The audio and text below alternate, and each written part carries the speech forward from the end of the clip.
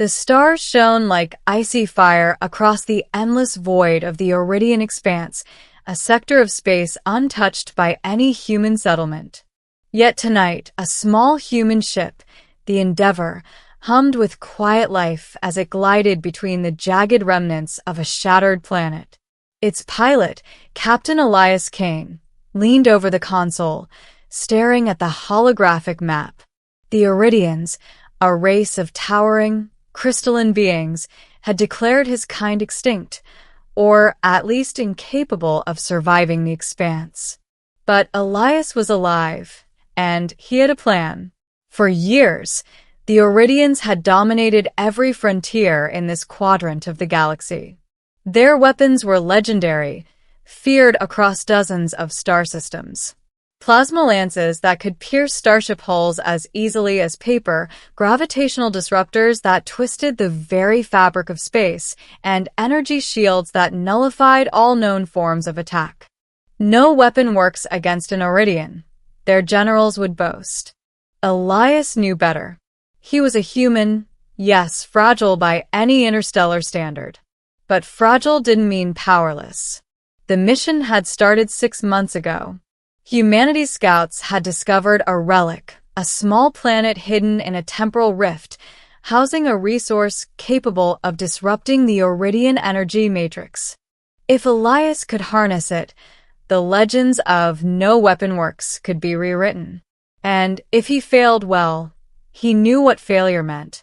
His ship's sensors flickered. Something moved in the shadows of the asteroid belt ahead. He adjusted the thrusters, edging closer. The Iridian fleet had been tracking him, probably expecting him to surrender once they realized a human had slipped past their defenses. Approaching intercept vector, his AI, Solis, intoned in a smooth female voice. Iridian capital ship detected. Estimated energy output, 9 gigawatts. Elias gritted his teeth. 9 gigawatts was more than enough to vaporize his Endeavor. But he didn't flinch. He opened a small compartment in the cockpit and retrieved a device no one in the Iridian Empire had ever seen, a quantum disruptor, fashioned from the rare mineral harvested from that hidden planet. "Let's see if no weapon works is true," he muttered. As the Iridian flagship emerged from the debris, towering over his tiny craft like a glass colossus, Elias activated the disruptor. It hummed, then pulsed, a wave of energy rippling outward, subtle but potent. The Iridian shield shimmered, faltered, and then collapsed. Elias let out a short laugh, part disbelief, part triumph. The flagship reacted instantly. Weapons flared, plasma beams streaking toward him. He twisted the ship with impossible agility, dodging each blast by mere meters. The humans had always relied on ingenuity, on improvisation, and Elias used every ounce of both. He darted behind a spinning asteroid, then shot forward in a narrow corridor between two jagged rocks. The disruptor pulsed again, stronger this time. Another wave, another shield collapse. The Iridian ship was stunned, unaccustomed to having their defenses breached. And that's when the boarding craft detached. Elias didn't panic. He wasn't just a pilot. He was a soldier, a strategist, and he knew the Iridians would send elite warriors. He activated the magnetic grapples, pulling the disruptor into the hull of the approaching craft. The Iridian warriors, gleaming like living diamonds, crashed through their own ship's walls as the disruptor's energy field tore apart the containment matrix.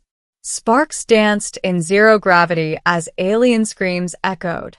One of them lunged at him through the cockpit viewport, their crystalline claws striking the reinforced glass.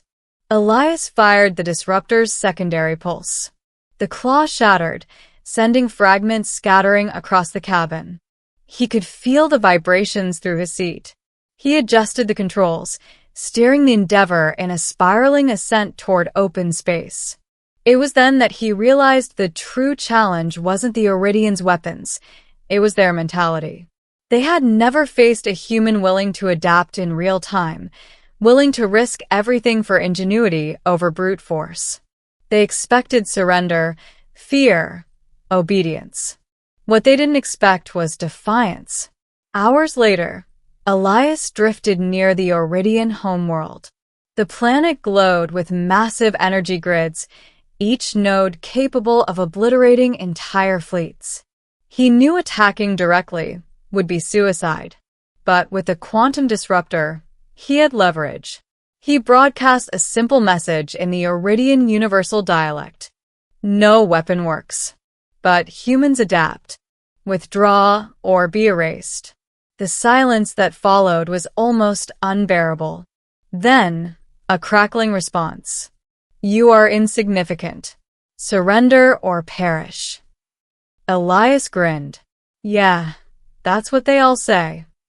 He activated the disruptor at full power.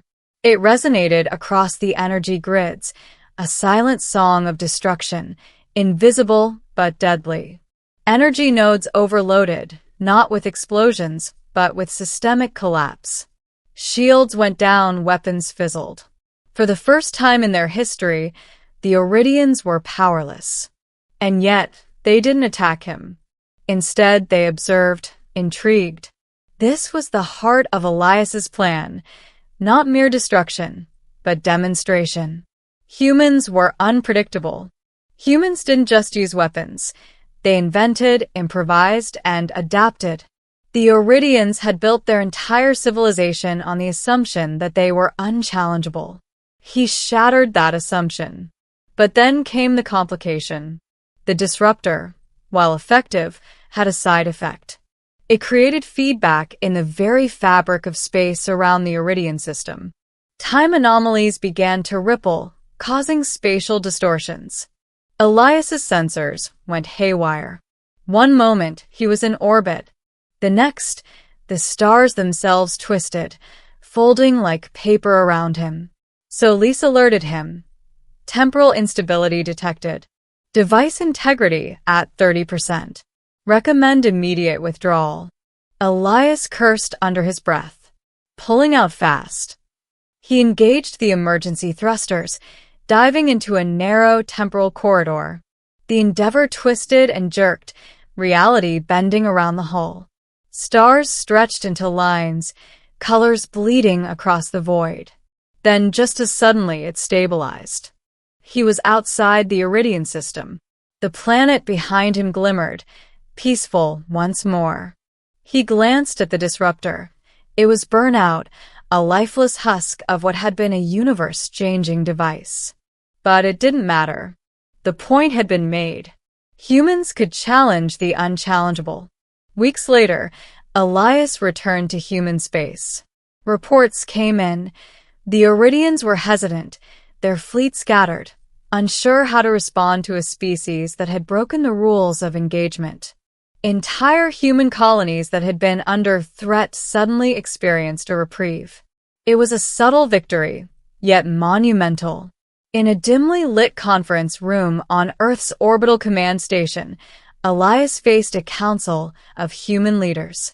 They looked at him with a mix of awe and disbelief. You did the impossible, one of them said. Elias shrugged. Impossible is just a word. Humans, we adapt. That's our weapon. He turned his gaze to the stars visible through the station's viewport.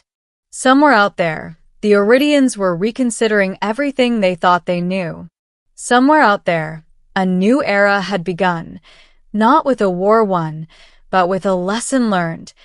No weapon works unless it meets ingenuity, courage, and resolve. Yet Elias knew the war wasn't over. The Auridians would adapt, regroup, and return. But so would humanity. And next time, humans would be ready. He walked down the corridor of the station, past crews preparing for missions, past scientists analyzing alien technology, past the holograms depicting countless human victories and failures. One thing was clear. The legend of no weapon works would never apply to humans again. In his cabin, Elias sat by a viewport and looked out at the stars. He reached for a small recorder and spoke into it. Endeavor log. We've proved them wrong. One human can change the rules. One human can stand where everyone else fails. And if even one human can do it, then all of us can. Outside, the void stretched endlessly, serene yet filled with peril.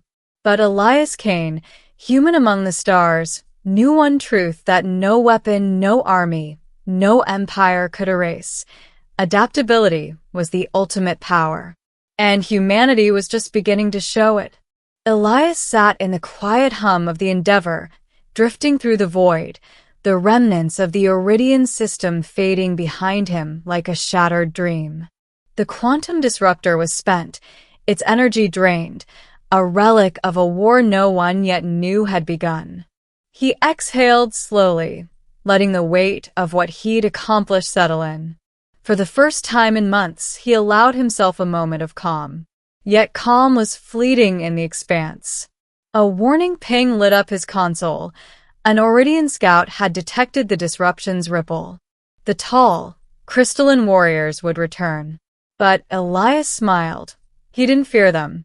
Humans were never predictable, and unpredictability was his greatest weapon. Days later, he returned to Earth orbit, where the planet's blue and green swirl greeted him like a mother welcoming a prodigal son. The Earth Council convened immediately upon his arrival. The room was tense.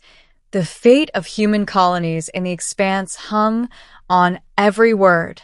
"You've done what none of us thought possible," said High Admiral Soren, a stern woman whose reputation was built on discipline and order. The Iridians, they're reeling. Entire fleets are in stasis, unsure of their next move. Elias leaned against the viewport, staring at Earth below. "I didn't destroy them," he said softly. "I just proved a point. Humans adapt. That's all. That's the weapon they've never accounted for." Soren nodded slowly. "And yet, this doesn't end it. They'll rebuild. They'll come back stronger." "Then we'll be ready," Elias replied. "They expect weapons, shields, strategies. We'll give them creativity, unpredictability, courage." News reports from colonies across human-settled space confirmed the ripple effect of his mission. Planets that had been under constant threat of Iridian raids reported unexplained shield failures in enemy vessels, giving human forces precious time to reorganize defenses. Entire communities whispered a new kind of hope. Perhaps humans weren't as defenseless as they'd been told. Back aboard the station, Elias wandered through the corridors. Crews were busy running simulations, analyzing alien tech, and refining human strategies. Scientists approached him nervously, their notebooks full of new possibilities for energy manipulation. Pilots practiced evasive maneuvers inspired by his tactics. Every corner of human space seemed to buzz with cautious optimism, the kind only born from surviving the impossible. In his cabin, Elias finally allowed himself solitude. He removed his helmet and let his eyes wander over the stars. Somewhere in that infinite darkness, the Iridians were watching, learning, questioning their assumptions. And Elias had changed the rules of engagement for all time. He spoke into his recorder. Endeavor log, final entry. Humans are not the strongest, not the fastest, not the most numerous. But we endure. We think, we adapt, and we act when all odds are against us. One human can defy expectation. One human can survive the impossible. And together, humanity can rewrite the laws of the universe. The stars outside seemed to pulse in agreement, indifferent yet magnificent. Elias knew the war wasn't over, far from it. The Iridians would return, more cautious, more determined. But humanity had gained an edge no weapon could buy: ingenuity. Weeks passed, and the first messages came from the expanse. The Iridians were not hostile, they were curious. Ships that had once carried destruction now hovered in observation, studying human tactics, trying to understand the species that had defied them. Elias read the reports and allowed himself a small, private smile. Respect, grudging as it may be, was the first step toward survival. He realized then that the fight was not merely for territory or dominance, it was for understanding. For centuries, humans had been underestimated, written off as fragile and expendable. Now they had proven that resilience, courage, and creativity were weapons in themselves. Elias left his cabin to address the crews. "You've seen what's possible," he said. "Not because of a gun, not because of armor, but because of us. Because humans don't follow the rules, they make them. Today, we start a new chapter. Not of war, but of proving that no weapon works where humans are willing to adapt." The station erupted in murmurs of awe and excitement. Young cadets, inspired by his journey, began training with a renewed purpose. Scientists pushed the boundaries of physics. Strategists plotted defenses not just in force, but in ingenuity. And across the void, the Oridians watched, realizing that the humans they had dismissed were no longer predictable. Elias returned to the viewport. The stars stretched endlessly before him, some familiar, some unknown. He knew humanity's journey was just beginning, that threats would come, and that he had only scratched the surface of what humans could accomplish. But for the first time, he felt the satisfaction of having shifted the balance, not through force alone, but through audacity, intellect, and sheer human will. He whispered to the void, "No weapon works until a human proves it can."